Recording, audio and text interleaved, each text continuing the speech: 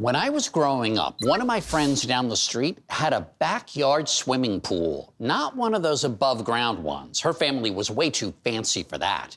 It was a real pool in the ground with a diving board. She'd have friends over all the time, and it was spectacular. Except we weren't the only ones who loved to swim. There were lots of little animals that liked to take a dip, too. The problem was, human ladders pretty much just worked for humans. Now, one inventive animal lover has created a pool feature to help all of the swimming creatures. Here's Albert Lawrence to explain. Enjoying a pool on a hot summer day is certainly refreshing, but sometimes it can be startling to find little critters that frolicked in the water overnight and didn't find a way to get out. After this wildlife biologist started getting calls from friends and neighbors about this tragic problem, he dedicated himself to finding a pool exit strategy for our water-loving friends. I made my way to Crownsville, Maryland, just outside Baltimore, to meet Rich Mason and learn more about his innovative FrogLog pool ramp.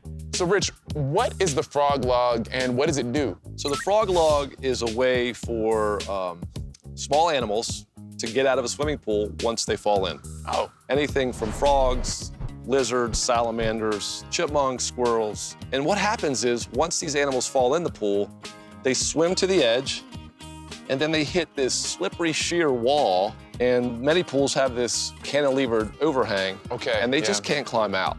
For the frogs and toads and salamanders, their skin is permeable. The chlorine is toxic to those animals. Okay. For a small mammal like a chipmunk or a squirrel, they need to get to safety so that they don't become exhausted. What was the first version of the FrogLog? We got some scrap foam and we concocted a device that would float on the edge, and it was a crude version of this. Okay. So we would cut the foam with angled sides, and then we put a slice through the middle of it to attach the mesh ramp. And we started making them. Hand-making each critter pool ramp became too arduous and time-consuming, so Rich partnered with the manufacturer to enhance his design and mass-produce them. It's very low-tech, as you can see. Yeah. We put this skirt on there so as an animal swims up, they could kind of push off with their back, their hind legs to climb up. Inside here is a inflatable bladder. Okay. That you just flow up with this nozzle, like a pool float. FrogLog. Yes. Who came up with that name and then how did it come about? That was my lovely wife, Barb. Okay. Great. So we spent weeks trying to come up with some unique name until she said FrogLog. I'm like, oh, let's go with it.